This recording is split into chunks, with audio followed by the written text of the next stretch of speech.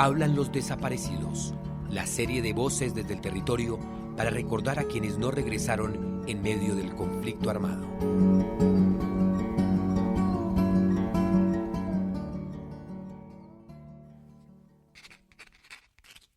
Bueno, desde que él se desapareció, empecé a escribirle: hijo, ¿dónde estás? Mira que ya llevas varios días desaparecido. Dime por favor en sueño, no sé en qué forma me vas a comunicar. Sí fue posible la contestación, porque el 16 de enero, que fue que estaba él ya agonizando, vino la comunicación en un sueño.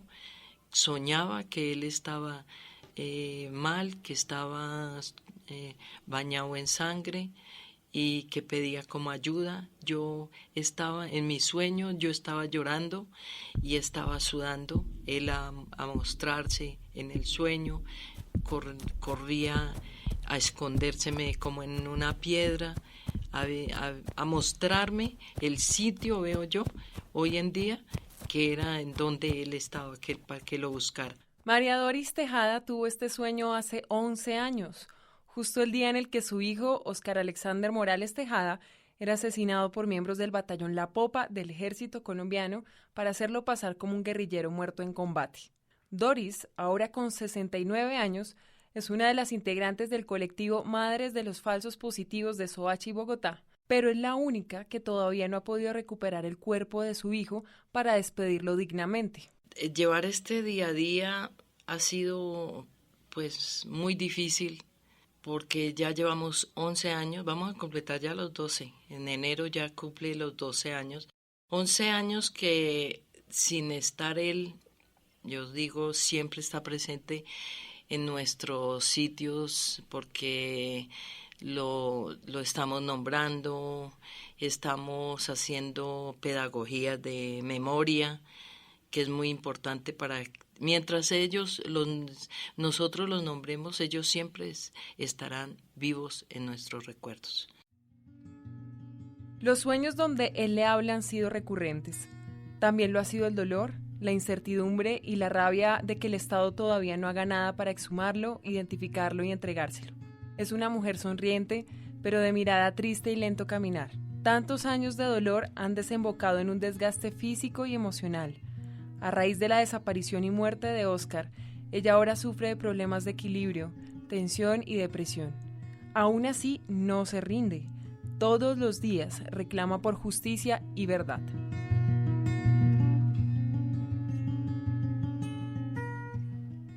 Durante este año, en el podcast de Hablan los Desaparecidos, les hemos contado varias historias de mujeres muy valientes que se desviven en la búsqueda de sus seres queridos desaparecidos.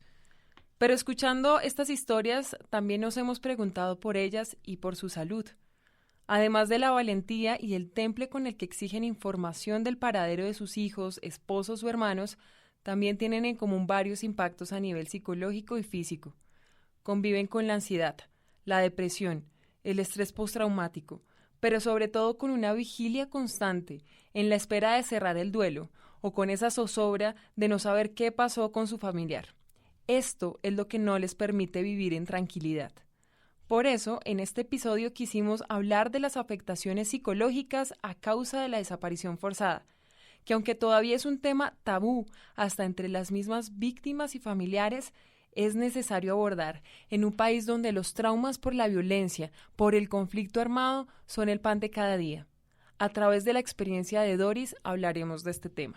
Los seres humanos no desaparecen, los seres humanos dejan un rastro que es el rastro fundamental de su corporalidad, pero también el rastro de la memoria de su existencia. Y por eso los familiares resisten a la desaparición, cada vez que hacen exigencias de justicia, cada vez que emprenden un proceso de búsqueda, cada vez que lo recuerdan. Para los familiares este es un estado catastrófico, es un estado que genera sufrimiento, dolor y pena, pero también que se sostiene fundamentalmente en un estado que podemos reconocer como de incertidumbre. No saber qué ha pasado con el familiar, no saber si está vivo, no saber si está muerto, supone fundamentalmente enfrentarse al imposible, a la catástrofe de sentido misma de la desaparición. Él es Juan Pablo Aranguren, psicólogo y profesor del Departamento de Psicología de la Universidad de los Andes de Bogotá. Durante 15 años ha trabajado con víctimas del conflicto armado, con un especial interés en investigar los impactos de la desaparición forzada en la salud mental, el tema precisamente que nos ocupa en este nuevo capítulo de Hablan los Desaparecidos. Soy Carolina Ávila, periodista de Colombia 2020 y El Espectador.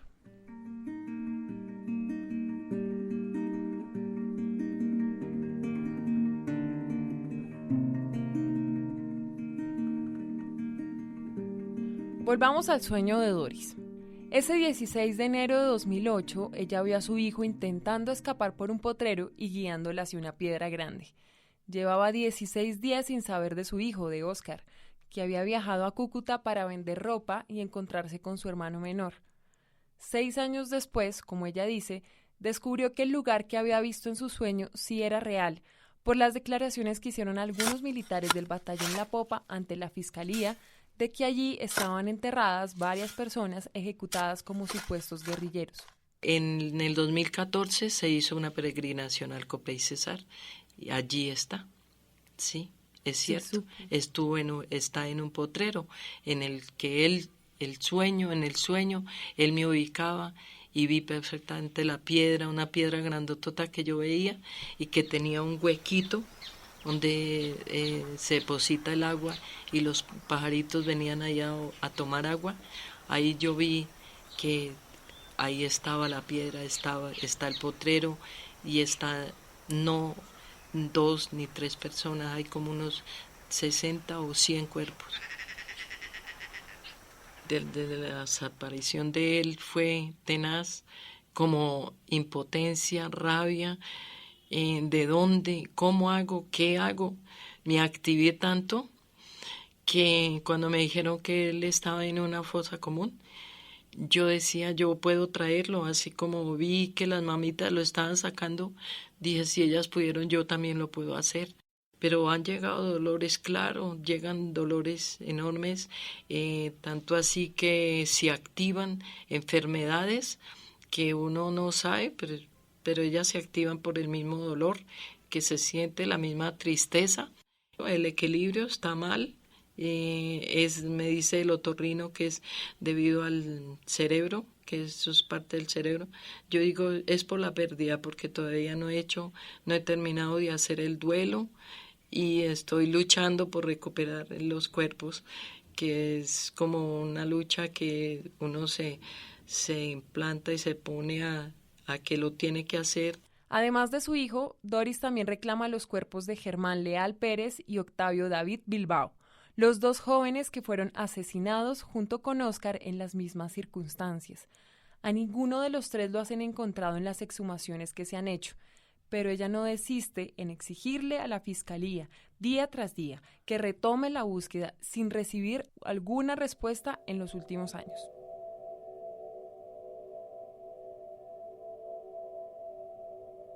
De acuerdo con Juan Pablo, los sueños son la expresión de esa incertidumbre para los familiares de no saber si está vivo o no, o dónde está el cuerpo de su ser querido desaparecido. La psicología ha tendido a relegar a un contenido marginal y es el contenido de los sueños. Para muchos familiares es fundamental la relación que establecen justamente con el desaparecido en el mundo de lo onírico, en el mundo de lo que podríamos llamar también de lo fantasmal, de lo espectral, porque muchos de estos desaparecidos en la vida cotidiana de los familiares se sienten, se perciben, se recuerdan, están permanentemente con ellos. Algunos familiares incluso nos dicen que hablan con ese hijo desaparecido, que lo sienten, que lo perciben, que acompañan su vida cotidiana. Y lo importante aquí es preguntarse, ¿y cómo no? ¿Cómo no iba a estar presente ese familiar o cómo no va a estar presente si justamente el intento de sus familias es conjurar ese momento en el que fue desaparecido, es intentar hacerle frente a esa situación? Además de los sueños, asegura que las familias víctimas establecen algunos rituales en su cotidianidad para afrontar la ausencia. Y encontramos también otras situaciones, encontramos también que los familiares incluso preservan objetos, los guardan, preservan la ropa, la última ropa que usó el familiar antes de ser desaparecido, preservan el cepillo de dientes, la cuchilla de afeitar, y otros objetos que de alguna manera exudan y nos dan cuenta o resisten o dan cuenta de que efectivamente ese familiar tenía un cuerpo, ese rastro corporal de alguna manera se ve abocado a ser preservado como un intento de conjurar la desaparición. Y eso no está para nada mal, no hay que juzgarlo.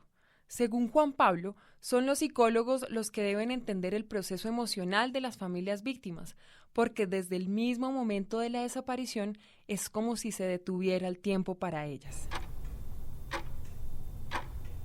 Y encontramos, por ejemplo, que para muchas personas es fundamental, es indispensable preservar el cuarto de ese hijo que ya no está, y preservarlo tal cual como quedó en el momento de la desaparición, porque de lo contrario, modificarlo, volverlo a habitar, hacer alguna transformación supondría en alguna medida aceptar que ese hijo está muerto y no lo está, está desaparecido. En el caso de Doris, ella ya guardó los objetos personales de Oscar, quien tenía 26 años al momento de su muerte, pero ha colgado fotos de él por toda la casa desde que era bebé. También ha encontrado otras maneras de mantenerlo vivo en su memoria, a través del bordado y la escritura, que incluso a ratos comparte con su esposo. Se habla de él, se hacen cartas, yo le comparto las cartas que yo hago a Darío y Darío yo le digo que él también haga una carta. Ya él no está, pero yo la leo en voz alta para traerlo a nuestros recuerdos. Hay telas que se cuenta una historia, se plasma allí un bordado y un tejido, porque me fascina el bordado y el tejido. Yo les bordaba a ellos y les tejía cuando estaban pequeños, y entonces incluso tengo unos pañales de tela todavía de Oscar y los voy a bordar. Entonces siempre están allí de una o de otra manera. Y decidió llevar a Oscar siempre con ella, tatuado sobre su brazo como también lo han hecho el resto de las madres de Soacha. Ese tatuaje me lo hice hace ya 3 años. Jacqueline, la presidenta del grupo de madres de Soacha, ella nos dice que hay una forma de hacernos unos tatuajes que nos lo van a hacer gratis. Pero yo le digo, uy, no, yo no me haría un tatuaje a mi edad. Bueno, yo pensaría, pues, de pronto sí, de pronto no, pero déjeme pensar. Y le dije a mi esposo, le dije, me voy a hacer un tatuaje. ¿Tú a tu edad?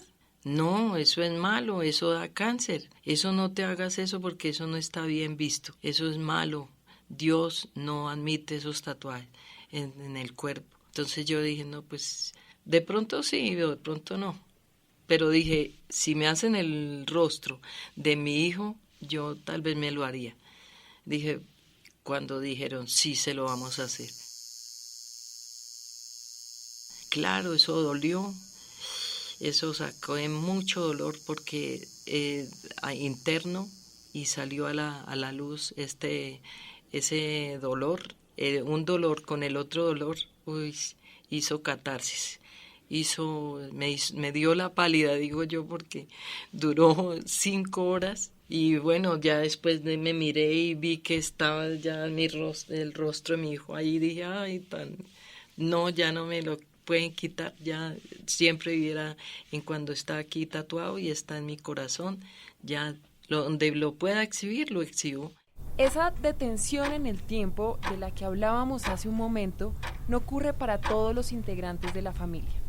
Otro de los impactos de la desaparición forzada es que fragmenta a las familias entre aquellos que persisten en la búsqueda y entre quienes dan por muerta a la persona y deciden continuar con su vida. Ambos casos son muy respetables. Sin embargo, la gran mayoría de quienes buscan son mujeres que se enfrentan al dolor, la ausencia y la soledad. Ellas solas reclaman a la sociedad por el olvido en el que están sus desaparecidos. Son sobre todo madres, esposas e hijas, pero también existen casos de hombres que asumen la búsqueda.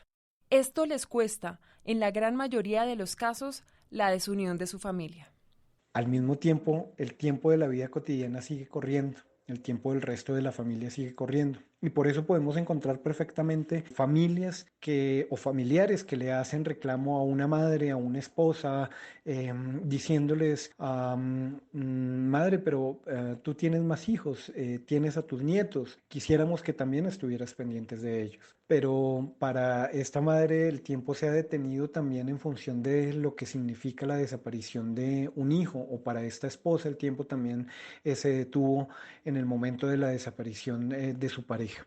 Ellos reclaman, dicen, él ya murió, él ya se fue, él ya no está, nosotros estamos, nosotros la necesitamos, nosotros la llamamos, mi mamá no está, mi mamá está en otro lado, mi mamá está buscándolo, no mamá, pare ya. Entonces yo le dije, yo no descansaré hasta que no lo encuentre. Si ustedes me aportan, me ayudan a visibilizar, a estar conmigo en los eventos donde yo pueda estar y ustedes pueden estar, yo los llevo y ellos han ido. Uno dice, yo no estoy sola, ustedes también hagan presencia porque yo los necesito. En algún momento, como ellos me necesitan a mí, yo también los necesito a ellos. Y hay otras desconfianzas que también se remarcan, las desconfianzas entre vecinos cuando ocurre una desaparición, que es muy notable, pero también las rupturas de vínculos familiares entre abuelos y nietos, entre abuelas y nietas, que se expresa en que justamente las formas de gestión emocional de la desaparición forzada es diferente para una persona más joven que para una persona mayor, es diferente para una madre que para una hija. Y eso, pues digamos que genera también a veces unas rupturas de lazo social y unos reclamos importantes entre familiares, porque digamos que todos o algunos esperarían que se le recuerde al desaparecido de la manera en la que él lo recuerda, y resulta que en realidad hay formas diferentes de gestionar emocionalmente esa ausencia, y las formas del recuerdo también son variadas y no hay un recuerdo o una forma de recuerdo, si se quiere, mejor que otra. En un momento le pregunté a Doris si había recibido atención psicológica. Las víctimas del conflicto armado en Colombia, según la Ley 1448, deben recibirla, pero la gran queja es que cuando hay este tipo de atención, los especialistas son distantes, fríos o desinteresados. Fui a la EPS porque que tenía que ir por los dolores, que por malestares y todo esto, entonces tenía miedo de contar, pero me tocó contar porque sí, estaba mal y lo conté, y el médico me dijo, la va a mandar cita con el psicólogo y con el psiquiatra. Entonces yo dije, el psiquiatra, pero yo no estoy loca. Yo lo que le estoy contando es lo que ha sucedido y está sucediendo. Entonces, bueno, acepté ir al psicólogo y el psicólogo me dijo, no, ya tienes que dejarlo ir. ¿Ya? No. O sea, fue un tratamiento duro. Como, te voy a dar pastas para que asimiles que él ya no está acá. Entonces yo dije, ¿cómo? O sea, tengo que olvidarlo, tengo que olvidarme de todo lo que estoy haciendo, no recuperar el cuerpo. Yo empecé a pensar todo eso, que no hable más de él. Yo dije, no voy más donde el psicólogo, no pierdo la idea. ¿Y cuántas veces ha ido? ¿Cuánto ha sido de cuánto tiempo ha sido? He ido, no, unas 2 veces o 3 veces, pero ya me asignaron otro psicólogo, una psicóloga. Y ellas pues son como tan fríamente, diría yo no sé, no voy con ella. Y el psiquiatra no he ido a la primera vez, porque si yo le cuento todos estos malestares, todos estos dolores, me va a poner droga. El hecho de que la atención en salud mental para las víctimas se remita solamente a medicar, que así lo pueden hacer solo los psiquiatras, es irresponsable, impertinente y demuestra lo alejado que está el sistema de salud de una problemática de violencia que ha tocado todas las esferas del país por más de 50 años. Así lo afirma Juan Pablo. Infortunadamente tenemos una psicología que ha sido muy pobre en comprender los impactos de la desaparición forzada, y esto es particularmente notable y remarcable en el caso colombiano. Los programas de psicología en Colombia no preparan de manera suficiente a nuestros estudiantes para atender los impactos emocionales del conflicto armado colombiano. Pero aquí aparece un problema fundamental para la psicología, y es que la categoría de duelo en sí misma se vuelve problemática, porque aquí no estamos hablando de un familiar, de una persona a la que le cuesta trabajo aceptar una pérdida, sino más bien en el que es imposible saber si en realidad hay una pérdida. Y en muchos casos esto implicaría o supondría empezar a cuestionar la misma categoría de duelo. Implicaría cuestionar también la idea de que hay un deber ser del duelo, un procedimiento adecuado para hacerlo. Y este escenario se complica mucho más cuando se ha encontrado el cuerpo de las personas. Pero también inmediatamente llegan preguntas. ¿Por qué lo asesinaron? ¿Qué pasó con su cuerpo? ¿Y quiénes lo hicieron? No solo en los casos de ejecuciones extrajudiciales, sino también en otros de desaparición, estos son los interrogantes más constantes para los familiares. Y es el motivo, o uno de los motivos principales, de que continúen en la incertidumbre. Lo que vamos a encontrar también en el caso, por ejemplo, de ejecuciones extrajudiciales conocidas como falsos positivos, es también un cuestionamiento mismo a la idea del cierre del duelo. Ahí es muy importante, por ejemplo, entrever cómo después de 10 u 11 años en el que las madres ya habían podido encontrar y darle una despedida a los restos mortales de sus hijos, pese a que han pasado 10 años, el duelo en sentido estricto no está cerrado. Y esto digamos que se puede entender fundamentalmente por las condiciones de impunidad y de falta de verdad, y también de falta de reconocimiento social de las dimensiones de lo que pasó. En la medida en que encontremos escenarios de construcción de verdad sobre lo que ocurre con las desapariciones y con las ejecuciones extrajudiciales, pues vamos a encontrar también que hay un proceso de cierre, ahí sí, un proceso de elaboración en términos emocionales. Mientras tanto, vamos a encontrar que el acompañamiento psicosocial debe reconocer los sentimientos o emociones como el resentimiento, emociones como la rabia, que aparecen y que no van a ser acalladas hasta que no haya efectivamente una verdad y una justicia en estos casos. Doris ya no tiene confianza en las instituciones del país, en el ejército, por obvias razones, ni tampoco en los psicólogos. Siente que no le han ayudado, como escuchamos hace poco. Pero es consciente de que alejarse y encerrarse como alguna vez lo hizo la hunde más en el dolor. Por eso ha encontrado por su cuenta otras vías de sanación. La ausencia afecta y afecta la salud, sí. Pero si uno lo hace más visible, lo hace en compañía y cuidándose y no dedicándole tanto por el lleno a todo lo que tenemos que hacer. Yo a veces me niego a decir, bueno, a esto no voy, a esto tampoco, no tengo tiempo, no puedo porque tengo que hacer esta tela, pero sí estoy presente. Les digo, voy a ir un momentico, pero me regreso, pero sí afectada. Dice uno, si uno se entrega mucho y se queda solo sin ponerlo, sin compartir esto, pues compartiéndolo es más llevadero. Claro que duele, pero sí duele menos, porque ya uno lo está haciendo visibilizándolo para que no suceda, para que no vuelva a repetirse. En la unión es más llevadera la procesión, como me dijo Doris antes de comenzar la entrevista. Confiesa que hacer parte de las Madres de Soacha le ha ayudado a tramitar el dolor. Este no se va a ir nunca, pero es mucho más llevadero. Ha entendido que no ha sido la única que pasa por oleadas de tristeza y ansiedad, y que hablar le sirve. Claro está, siempre desde los recuerdos bonitos que tiene de Óscar.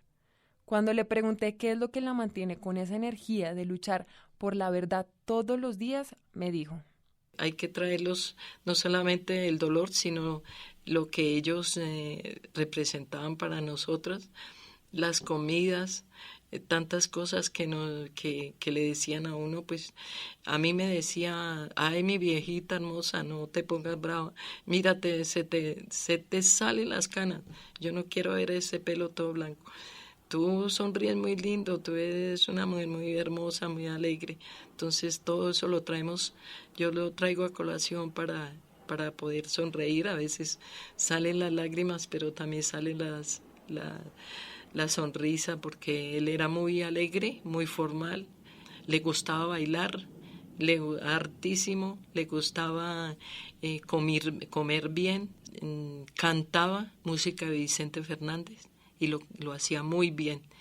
Entonces, pues, tiene uno que traer, cuando hay mucha tristeza, trae uno todos los buenos sentimientos, todas las cosas maravillosas que él era, y eso le cambia a uno poético, le calma la tristeza. Y el tejido, el bordado, todo ayuda, todo, porque todo es una mezcla de memoria, o sea, es la resistencia, ese es el poder de la madre, de ver todo hasta lo último, el amor de madre, la fuerza del poder de haberlo traído a este mundo. Hablan los Desaparecidos es un espacio de Colombia en Transición apoyado por la Embajada de Alemania en Colombia. Este programa fue editado en alianza con la emisora cultural HJCK. Escúchenos cada 15 días por este canal en Voces desde el Territorio.